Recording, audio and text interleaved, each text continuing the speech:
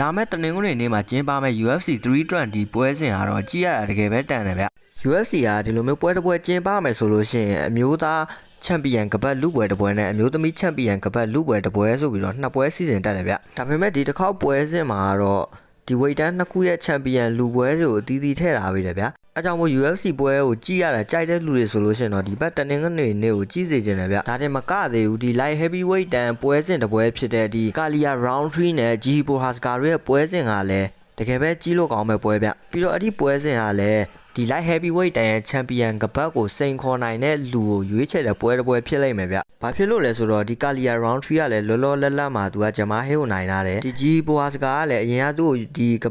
ပတ်ပွဲထိုးဖို့ကမ်းလှမ်းခဲ့ပေမဲ့သူစာမေးပွဲရှိလို့ဆိုပြီးတော့ညင်းခဲ့တယ်ဗျ။ဒါပေမဲ့အခုချိန်မှာသူစာမေးပွဲပြီးသွားပြီဖြစ်တဲ့အတွက်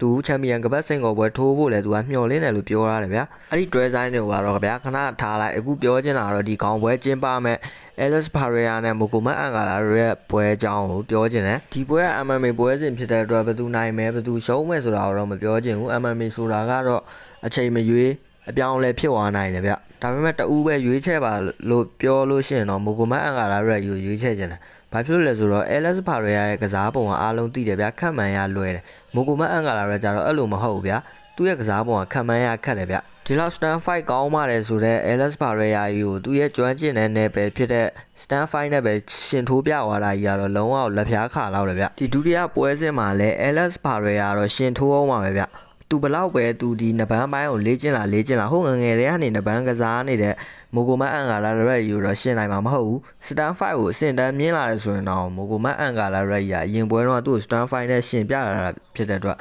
အဲ့လောက်ထိလည်းရင်ခုန်ဖို့ကမကောင်းတော့ဘူးတေချာတစ်ခုကတော့ဒီပွဲမှာ Alex Pereira ကအရင်ပွဲတွေတုန်းကလို့ဒီဘယ် white လက်တီတစ်ချက်နဲ့ပဲပွဲသိမ်းနိုင်မယ်ဆိုလို့ရှိရင်တော့နိုင်ဖို့လားလာများတယ်အကယ်၍ဒိုင်းအဆုံးဖြတ်နဲ့ပဲသွားမယ်ဆိုရင်တော့တေချာပေါက် Muhammad Ankalaev ကြီးကနိုင်သွားလိမ့်မယ်ဗျ Muhammad Ankalaev ကြီးကလည်း Alex Pereira ကိုလေတိုက်ရတယ်သူလာခဲ့တဲ့ကားတိုက်ရဆိုင်ကိုပြန်ရောက်အောင်လုပ်ပြမယ်ဆိုပြီးတော့လေတိုက်ထားတယ်ဗျ Alex Pereira တယောက်အရင်တုန်းကလိုမျိုးစွမ်းဆောင်ရည်တွေချပြနိုင်မလားဆိုတော့ကျွန်တော်တို့တွေအားလုံးကြည့်ရမှာပဲဖြစ်ပါတယ်ဗျအားလုံးကျေးဇူးတင်ပါ